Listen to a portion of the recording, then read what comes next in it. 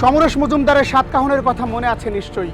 দীপা নামের একা একটি মেয়ের সংগ্রামের কাহিনী, সাথে ডুবার্সের ঘন জঙ্গল আর চা বাগানের সবুজ সতেজ বাতাস আর সমস্ত বাঁকা স্রোত ডিঙিয়ে লক্ষ্যে পৌঁছে যাওয়া মেয়েটি। ভাববেন না আপনাদের কোনো উপন্যাসের কাহিনী শোনাতে হাজির হয়েছে খোঁজ, তবে সাতকাহন কিন্তু শোনাবো। সেটা সমরেশ বা দীপার নয়, সীমান্তের সাতকাহন। কুমিল্লা ও ফেনীর প্রায় 250 কিলোমিটার সীমান্তে কাঁটাতারে ফাঁকফোকর আর তাতে ঝুলে থাকা কিছু মানুষের ভাগ্যের গল্প নিয়ে এবারের আয়োজন সীমান্তের সাতকাহন পার্ট 2। অনলাইন অফলাইন খবরের কাগজের বড় বড় অক্ষরের লাল কালো শিরোনামগুলো খোঁজের অনুসন্ধানী মনের টনক নড়ায়। মনোযোগ দিয়ে দেখুন, আপনাদেরও চোখ কপালে উঠবে। প্রাথমিক তথ্যগুলো বিশ্লেষণ করে ফেনী ও কুমিল্লা জেলায় মাদক স্পটের একটি মানচিত্র স্পষ্ট হয়ে ওঠে। মানচিত্রে দেখা যায় ফেনী ও কুমিল্লা সীমান্ত জুড়ে 2 শতাধিক নিরাপদ মাদক স্পট রয়েছে। আর ফেনীর ফুলগাজীর বদরপুর খানাবাড়ি ও সরস্বতী এলাকা। মাদক পাচারের দিক দিয়ে এর পরের অবস্থানে যথাক্রমে ব্রাহ্মণপাড়ার শশীদল, আশাবাড়ি, নয়নপুর, বুড়িচংয়ের চড়ানল, বারেশ্বর, শঙ্কুচাইল, রাজাপুর, দড়িবটগ্রাম, 14 গ্রামের গোমারবাড়ি, আমানগন্ডা, ছফুয়া, জগন্নাথ দিঘি, গোলপাশা, বসন্তপুর, সাতবাড়িয়া, কাইছুট্টি ও পাদুয়ার অবস্থান। আর ফেনী জেলার ফুলগাজী, পশুরাম, ছাগলনাইয়া, মুন্সিরহাট, বিলোনিয়া, কালীরহাট, পাঠাননগর সহ সীমান্তবর্তী প্রত্যন্ত গ্রামগুলো মাদকের নিরাপদ হাট হিসেবে ব্যবহৃত হয়। এই পুরো মানচিত্র অনুযায়ী প্রাথমিক তথ্য বলছে 2 জেলার প্রায় 250 কিলোমিটার সীমান্ত জুড়ে 200-র বেশি মাদক স্পট দিয়ে নিরাপদে প্রতিনিয়ত আসছে প্রাণঘাতী মাদক। গত 6 মাসে বিজিবি এই 2 জেলা থেকে প্রায় 58 কোটি টাকার মাদকদ্রব্য আটক করলেও মাদকের ভয়াবহতা কমেনি। আমাদের কাছে প্রত্যেকটা স্পটের মোটামুটি লিস্টও আছে। আমরা আইডেন্টিফাইড মাদক ব্যবসায়ী সহ যারা ক্যারিয়ার তাদেরও অনেক তালিকাও আছে। আমরা সেই হিসাবে চেষ্টা চালিয়ে যাচ্ছি। অবৈধ মাদক স্পটের মানচিত্র ধরেই তৈরি হলো অনুসন্ধান পরিকল্পনা। প্ল্যান মাফিক প্রথম টার্গেট ফেনী সদর, ফুলগাজী ও পশুরাম এলাকার মাদক বাণিজ্যের শেকড় সন্ধান। পরিকল্পনা চূড়ান্ত করে ঢাকা চট্টগ্রাম মহাসড়ক ধরে যাত্রা শুরু করে টিম খোঁজ। অনুসন্ধানের আদি ও ঐকিক নিয়ম মেনে চলতে চলতে তথ্য উপাত্তগুলো বিশ্লেষণ চলতে থাকে। একসময় খোঁজের গাড়ি থামে ফেনীর জোয়ারকাছার সীমান্ত এলাকায়। গাড়ি থেকে নেমে সীমান্তের 0 পয়েন্টে মাদক পাচারের বাস্তব অবস্থা জানার চেষ্টা করা। তবে অনুসন্ধানী ক্যামেরার লেন্স সীমান্তে তাক করতেই বিজিবি জোয়ারকাছার ফাঁড়ির সদস্যদের মাথার মুখে পড়ে টিম খোঁজ। মানে আমরা যা করতেছি এটা করতে না করা আছে নাকি নোম্যান্স ল্যান্ড ক্রস করা না আছে। তবে বিজিবি অধিনায়কের সাথে যোগাযোগ করে ভুল বোঝাবুঝির অবসানের পর টিম খোঁজকে সাথে নিয়ে 0 পয়েন্ট এলাকার ভূমিরূপ ঘুরে দেখে বিজিবি। তবে সীমান্তের 0 পয়েন্টে টিম খোঁজের উপস্থিতি হরিণের ডেরায় সিংহের হানার মতো মুহূর্তে ছড়িয়ে পড়ে। তাই বেশ কিছুক্ষণ চেষ্টার পরও সীমান্তে তেমন কিছুই চোখে পড়েনি। কথা হয় স্থানীয়দের সাথে। কিছু হয় না আপনারা বুঝবেন। মনে করেন আপনি আমার ঘরে তুলে রাখছেন, আপনি আমার ফোন দিয়েছেন প্রশাসনকে, ওই যে মুখের ঘরে এত পিস মাল আছে, কথা বুঝেন। তো এর প্রশাসন আমার হলে টান দিব। এখন আমি বলবো কালকে দেখবেন, আর প্রশাসন তো বড় ভাইরা আছে, মাইন্ড করেন না। তারকাটা বেড়া দিয়েছে, এখন আর তো কিছু নেই। মাদক স্পট আর এর সাথে জড়িতদের নিয়ে তথ্য অনুসন্ধানের মাঝে টিম খোঁজ সোর্স মারফত জানতে পারে ফেনীর ছাগলনাইয়া থানার শুভপুর থেকে মাদকসহ একজনকে গ্রেপ্তার করতে গেলে পুলিশের ওপর হামলার ঘটনা ঘটে। তাই টিম খোঁজের গাড়ি ছুটতে থাকে। থানায় পৌঁছে জানা যায় এলাকার চিহ্নিত মাদক ব্যবসায়ী খানকে আটক করতে ওই এলাকায় অভিযান চালায় পুলিশ। এ সময় খানের সহযোগী আলমগীর ও রাহির নেতৃত্বে হামলা চালিয়ে খানকে ছিনিয়ে নিয়ে যায় সন্ত্রাসীরা। তার সহযোগী যারা ছিল তারা পুলিশকে আক্রমণ করে আসামিটা নিয়ে যায়। পরবর্তীতে সংবাদ পেয়ে আরও অতিরিক্ত পুলিশ পাঠানো হয়। পরে টিম খোঁজের নেতৃত্বে পুলিশ মাদক ব্যবসায়ী খানের বাড়িতে হানা দেয়। তবে খবর পেয়ে ধূর্ত খান ঘরে তালা লাগিয়ে সপরিবারে পালিয়ে যায়। বিশেষ অভিযান পরিচালনা করি এবং একজনকে আটক করি, বাকিদের আটকের জন্য অভিযান চলিতেছে। তো বাইরের থেকে লোক আসি, তারা এখানে এই গ্রামটাকে মানে মাদক একটা অস্ত্র করে নিচ্ছে। টিম খোঁজ তার সন্ধানে অভিযান চালায় আশপাশের কয়েকটি ঘরেও, যেগুলো এই মাদক ব্যবসায়ীর নিরাপদ মাদক আস্তানা হিসেবে ব্যবহৃত হতো।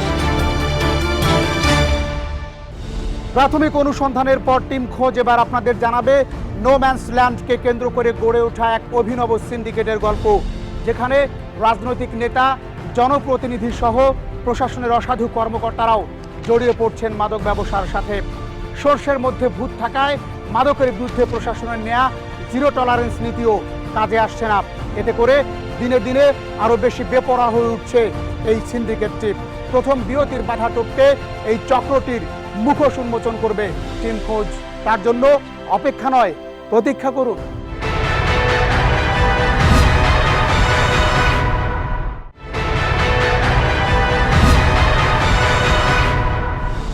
সিন্ডিকেট ফেনীর সীমান্ত এলাকায় গড়ে ওঠা এক শক্তিশালী মাদক সিন্ডিকেটের পাকা ধানে মই দেবে টিম খোঁজ। তবে তার আগে আপনাদেরকে দেখাবো এই সিন্ডিকেট তাদের মাদক সাম্রাজ্য টিকিয়ে রাখতে কিভাবে আইন শৃঙ্খলা রক্ষাকারী বাহিনীর ওপর হায়নার মতো ঝাঁপিয়ে পড়ে। লোমহর্ষক সেই হামলার পেছনের গল্প দেখতে খোঁজের সঙ্গী হবার আমন্ত্রণ।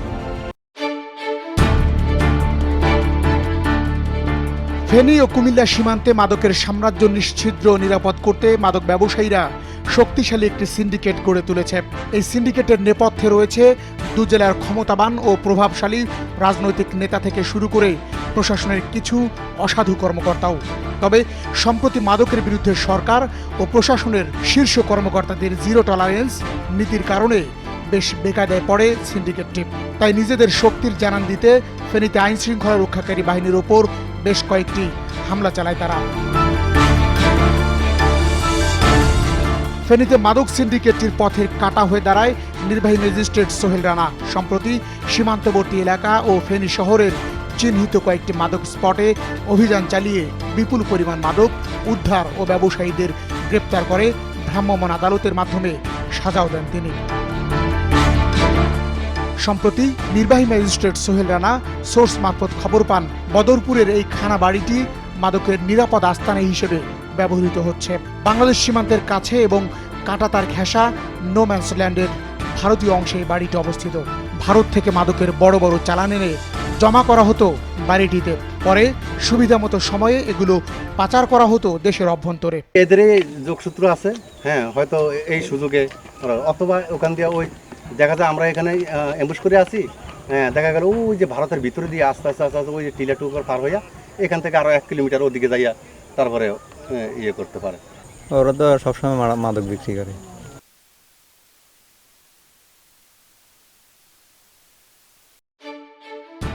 এমন একটি মাদকের বড় চালান দেশের অভ্যন্তরে প্রবেশের অপেক্ষায় থাকায় মধ্যরাতে বাড়িটির কাছাকাছি দুঃসাহসিক একটি অভিযান চালায় নির্বাহী ম্যাজিস্ট্রেট সোহেল রানা।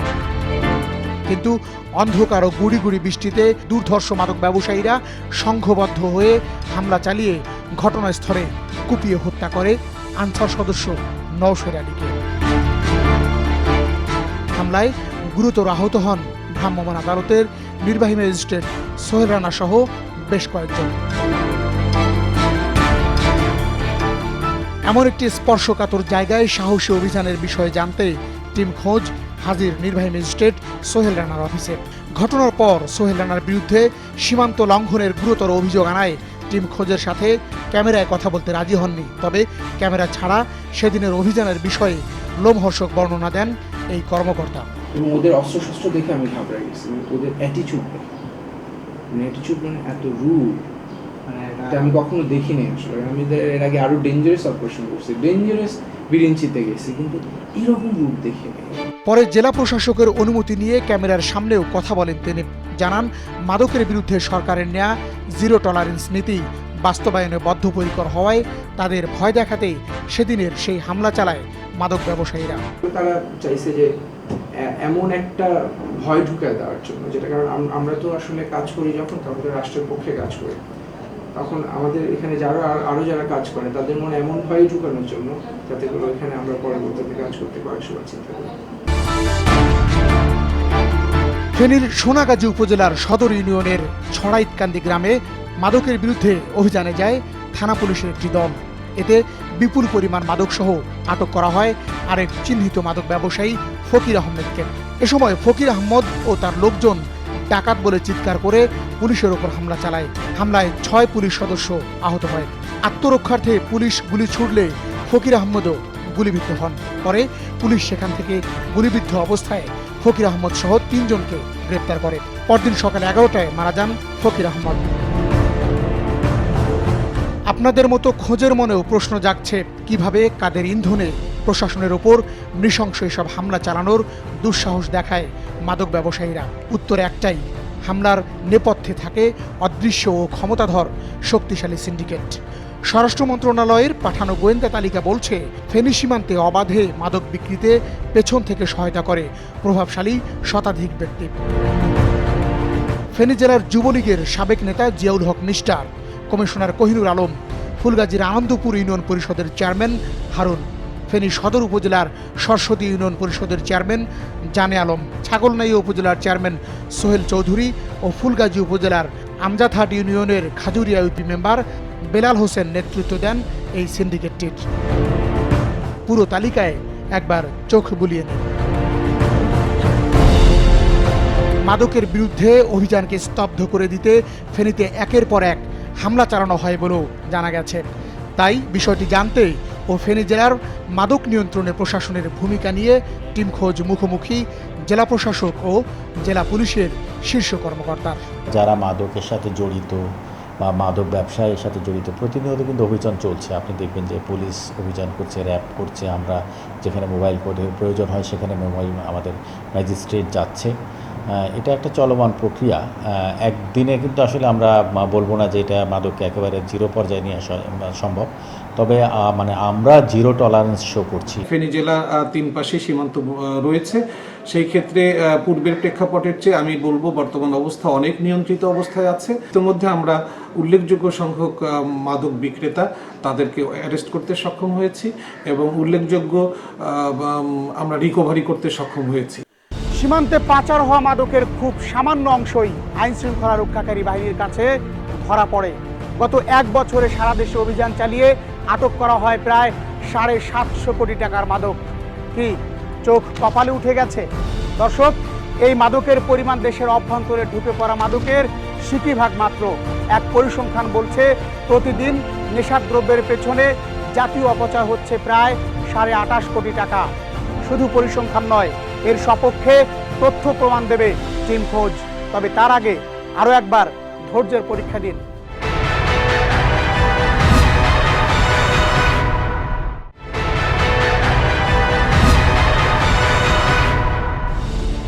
মাদকের সর্বগ্রাসী আগ্রাসনে এখন দিশেহারা দেশের যুব সমাজ।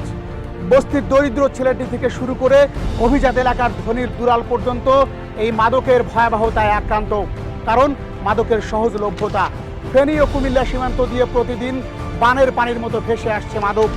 কেন এই মাদক নিয়ন্ত্রণ করা যাচ্ছে না সেটি জানতে সীমান্তে সাঁড়াশি অভিযান চালাবে টিম খোঁজ। সঙ্গী সীমান্তের অতন্ত্র প্রহরী বর্ডার গার্ড বাংলাদেশ। ছোটখাটো কিছু অভিযান আর তথ্য উপাত্ত দিয়ে বুদ্ধিমান দর্শকদের তো আর মন ভরানো যাবে না। তাই সুরথালের পর এবার পোস্টমর্টেম, অর্থাৎ সীমান্তে মাদক পাচারের দৃশ্য আর মাদকের শক্তিশালী সিন্ডিকেটের বিরুদ্ধে খোঁজের সাঁড়াশি অভিযান। বরাবরের মতো এবারও খোঁজ আপনাদের হতাশ করবে না। সীমান্তে মাদক সিন্ডিকেটের ডেরায় হানা দিতে খোঁজের দলপতি এসইউ সেলিমের সঙ্গী বর্ডার গার্ড বাংলাদেশ 4-এর অধিনায়ক ও তার দল। রাতের অন্ধকার ও নিস্তব্ধতাকে পেছনে ফেলে চলতে থাকে বিজিবি ও টিম খোঁজের অভিযানিক দল। অভিযানের শুরুতে টিম খোঁজকে সীমান্ত এলাকার মানচিত্র সম্পর্কে একটা ধারণা দেয় বিজিবির ক্যাম্প কমান্ডার। পরে সীমান্তের চিহ্নিত মাদক স্পটগুলোতে মাদকের সন্ধান করতে করতে এগোতে থাকি। এরপর বিজিবির অধিনায়ক ও টিম খোঁজ ঘন জঙ্গল, কখনো বা উঁচু নিচু টিলা বেয়ে চলতে থাকে সামনের দিকে। পুরো সীমান্ত এলাকায় একটা ভুতুড়ে পরিবেশ। সীমান্ত পিলারের কাছাকাছি 0 পয়েন্টে চলতে থাকে সার্চ অপারেশন, কেননা ভারত সীমান্তের কাঁটাতার পার করে বিজিবির চোখ ফাঁকি দিতে 0 পয়েন্টের ঝোপ ঝাড়ে ছোট বড় গর্ত করে মাদকের চালানগুলো রাখা হয়। পরে সময় সুযোগ বুঝে ঢুকে যায় বাংলাদেশের অভ্যন্তরে। সীমান্তে 0 পয়েন্ট ধরে তল্লাশি চালাতে চালাতে সামনের দিকে চলছে অভিযানের দল। আমাদের অব্যাহত চেষ্টা ও তল্লাশির বিষয়টি আঁচ করতে শুরু করে ভারতীয় সীমান্তরক্ষীরাও। তাই মুহূর্তে সতর্ক হয়ে ওঠে তারা। সীমান্তের ওপার থেকে সার্চ লাইট ফেলে তারা আমাদের গতিবিধির দিকে নজর দেয়। নিরলস প্রচেষ্টা ও পরিশ্রম আর সোর্সদের সাথে নিবিড় ও নিরবচ্ছিন্ন যোগাযোগ একসময় কিছুটা আশার আলো জাগায়। আমাদের অগ্রগামী দল সুবার বাজার এলাকার চিহ্নিত কুখ্যাত মাদক স্পট হিসেবে খ্যাত কবরস্থানে অনুসন্ধান শুরু করে। প্রথমে মাত্র 1 বস্তা ফেন্সিডিলের সন্ধান পেলেও অনুসন্ধানীরা বেড়ার মতো তন্ন তন্ন করে খুঁজতে থাকে পুরো কবরস্থান। এতে ফলাফল মিলে যায় হাতে নাতে। অভিযানের বিস্তারিত শুনুন বিজিবি অধিনায়কের মুখে। এখানে কিছুটা জায়গা রয়ে গেছে যেখানে এখনো সীমান্তে কাঁটাতারের বেড়াটা কমপ্লিট হয়নি। এই জন্য প্রায়শ আমরা অপারেশনের সময় এই সব এলাকা থেকে মাদক উদ্ধার করে থাকি।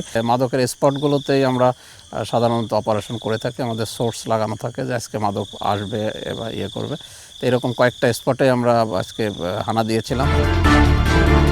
পরে বিজিবি অধিনায়ককে সাথে নিয়ে রাতভর ফেনীর আরও বেশ কয়েকটি চিহ্নিত মাদক স্পটে অভিযান চালানো হয়। পাচারের সময় আটক হয় বেশ কয়েকটি গরু, মাদকদ্রব্য ও ভারত থেকে অবৈধভাবে নিয়ে আসা মোটরসাইকেল। কুমিল্লা ও ফেনী সীমান্তের কমপক্ষে 2 শতাধিক স্পট দিয়ে প্রতিনিয়ত ঢুকছে সর্বগ্রাসী মাদক। ফলে এই 2 জেলার বিভিন্ন উপজেলার পাড়া মহল্লা, অলিগলি আর আনাচে কানাচে ছড়িয়ে পড়ছে মাদকের ভয়াবহতা। টিম খোঁজের যাত্রা কুমিল্লা সীমান্তের উদ্দেশ্যে। অনুসন্ধানের ডানায় ভর করে পড়ন্ত বিকেলে আঁকাবাঁকা পথ ধরে গোমতী নদীর পাশ দিয়ে চলছে খোঁজের গাড়ি। উদ্দেশ্য গোলাবাড়ি সীমান্ত এলাকা। এবার টিম খোঁজের সঙ্গী বিজিবি 10-এর অধিনায়ক।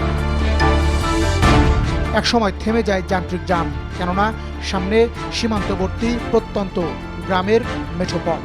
তাই ভরসা দুপা। এরই মধ্যে আমরা গোলাবাড়ির বিষ্ণুপুরের বিজিবি 60 আর 10 সীমান্ত এলাকায় পৌঁছে গেছি। গোপন খবর আছে সন্ধ্যার আগে আলো আধারের সময়টি কাজে লাগিয়ে পাচার করা হবে বড় ধরনের মাদকের চালান। তাই টিম খোঁজের সাথে সলা পরামর্শ করে বিজিবি ও টিম খোঁজ দুভাগে ভাগ হয়ে অ্যাম্বুশ পেতে অপেক্ষা করতে থাকে। কিছুক্ষণ পরেই ক্যামেরায় ধরা পড়ে ভারতীয় ভূখণ্ডে কাঁটাতারের দিক থেকে মোবাইলে কথা বলতে বলতে বাংলাদেশ ভূখণ্ডের দিকে আসছে একজন। অ্যাম্বুশে থাকা বিজিবির অভিজ্ঞ এক সদস্য থেকে জানা যায়, সীমান্তের দিক থেকে আসা লোকটিকে স্থানীয় ভাষায় লাইনম্যান বলা হয়। তার ক্লিয়ারেন্স পেলে মাদক বহনকারীরা মাদক নিয়ে আসতে শুরু করবে। আমাদের কিছু গোপন তথ্য আছে, কিছু মাদক আসতে পারে এই সম্ভাব্য এই রাস্তা দিয়ে, সেই হিসাবে আমরা এই জায়গায় অ্যাম্বুশ করছি। তার কথার প্রমাণ পেতে সময় লাগেনি খোঁজের, কেননা এর কিছুক্ষণ পরই মাথায় মাদকের বস্তা নিয়ে খোলা মাঠের ভেতর দিয়ে বাংলাদেশের অভ্যন্তরে আসছে বেশ কয়েকজন লোক, যাদের স্থানীয় ভাষায় মাদকের ক্যারিয়ার বলা হয়।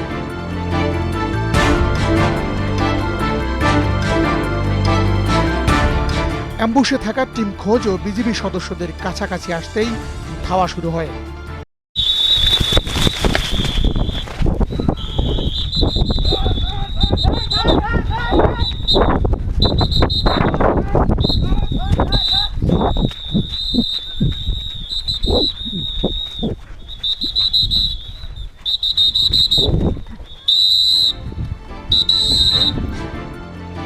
বিজিবি ও টিম খোঁজের ধাওয়া খেয়ে মাদকের ক্যারিয়ারেরা 0 পয়েন্ট পার হয়ে ভারতীয় ভূখণ্ডে ঢুকে পড়ায় আর কিছুই করার থাকলো না। তবে আমাদের পরিশ্রমের ফলাফল মিলল হাতে নাতে, অর্থাৎ আটক করা হলো বিপুল পরিমাণ মাদকদ্রব্য।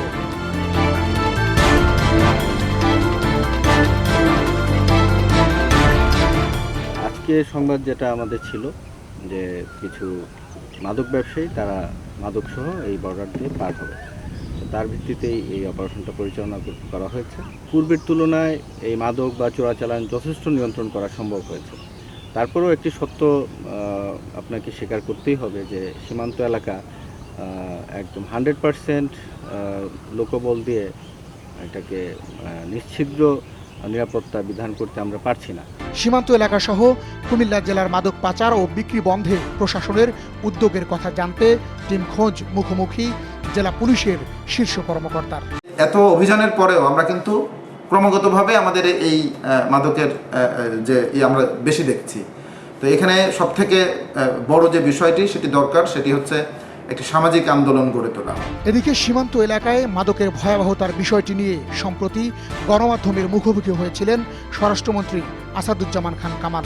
মাদক ব্যবসার মূলে যে সকল প্রভাবশালী ব্যক্তিগণ জড়িত আছেন তাদের বিষয়ে সুনির্দিষ্ট তথ্য সংগ্রহপূর্বক আইনের আওতায় তাদেরকে নিয়ে আসা হবে। ডিসেম্বর 2016 পর্যন্ত 1,85,000 অভিযান চালিয়ে 8,650 জনকে আটক করেন এবং প্রায় 750 কোটি টাকার মালামাল আটক করেন।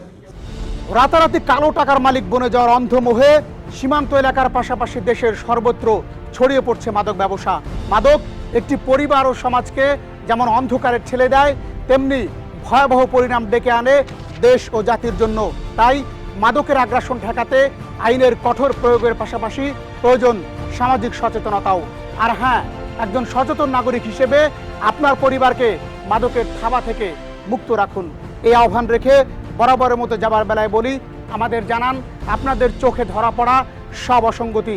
প্রযোজক খোঁজ, বাড়ি 47, সড়ক 116, গুলশান 1, ঢাকা 1212 এই ঠিকানায়। সতর্ক থাকুন, অনুসন্ধানী চোখ রাখুন সবখানে। শুধু চোখ নয়, মন ও মগজ দিয়ে খুঁজুন ঘটনার পেছনের ঘটনা।